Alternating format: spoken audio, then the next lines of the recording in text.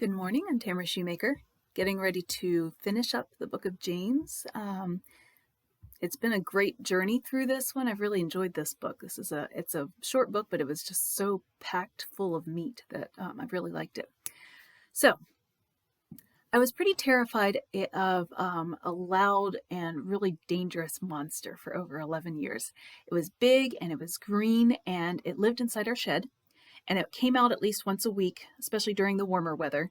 And in its wrath and its frustration, it spewed torrents from its mouth, and it shredded anything that got in its way. My husband could tame it. I left it strictly alone. So, anybody else have a riding lawnmower?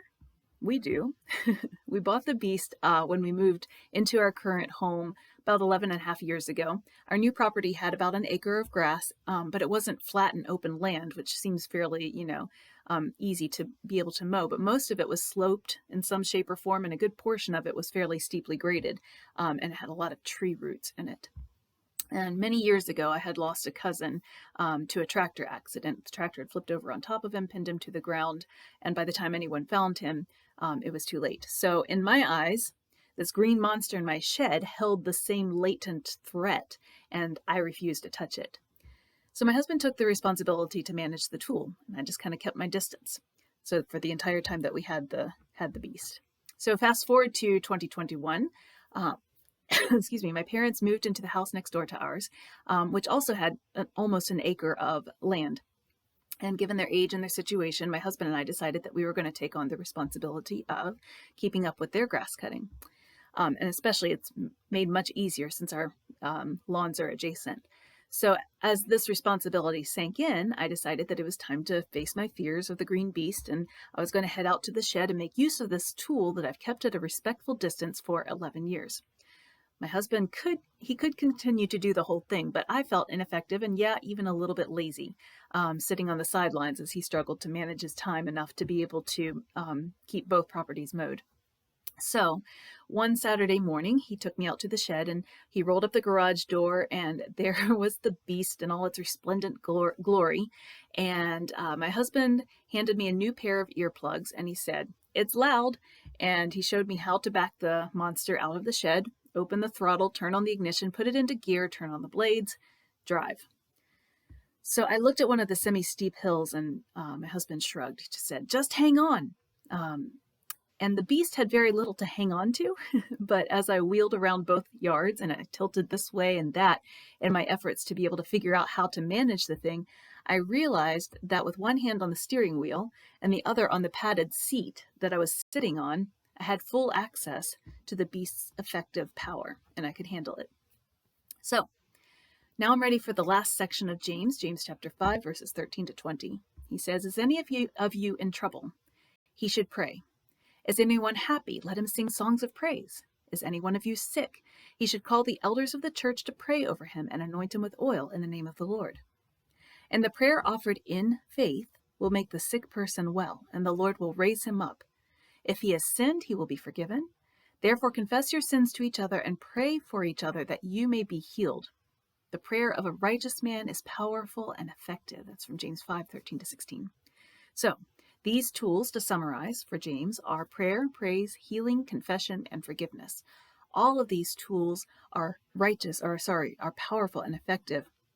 And all of these tools are at the disposal of the brothers, the church to whom he's writing, as we see just ahead of this section in verse 12, "Above all, my brothers."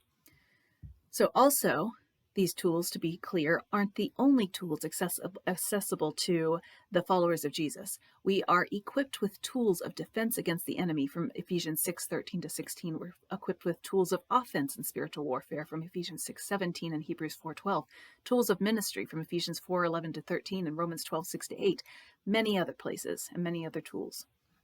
So sometimes, though, I think we focus too much on spiritual gifts, right? And in so doing, we become ineffective as we allow these opportunities to pass us by. So I'm trying to think how best to say this. I've seen prophets prophesy and healers heal and preachers preach and teachers teach and intercessors intercede with some incredible results. But when they truly step into the role that the Lord has asked them to play, when they take the tools off the shelf that the Lord has given them to use, they are powerful and effective in the work that God has planned in advance from Ephesians 2:10 for them to do. But God doesn't only give one tool to one person, right? I've seen healers intercede, and I've seen teachers prophesy, and I've seen preachers evangelize, and I've seen people glance sideways at the green beast in the shed after 11 years of no contact and crawl onto the cracked faux leather seat and begin a powerful work with little experience or gifting because there was a need. And so that tool comes off the shelf, and the one who wields it, no matter what their resume is, or the years of their experience, or their expertise level, can be effective because they use that tool in faith that the Lord will take that tool and make it effective. Because a tool on the shelf will never accomplish anything, right? A tool in motion is a different story. James says in chapter 5, verse 17, Elijah was a man just like us. He prayed earnestly that it would not rain, and it did not rain on the land for 3.5 years. Again he prayed, the heavens gave rain, the earth produced its crops. So, Elijah, as most of us know, was one of the greatest prophets in Israel's history, a mouthpiece for the Lord to speak to Ahab and Jezebel and into the politics of that time period. He didn't die. He was instead taken to heaven in a fiery chariot before Elisha, his successor's eyes.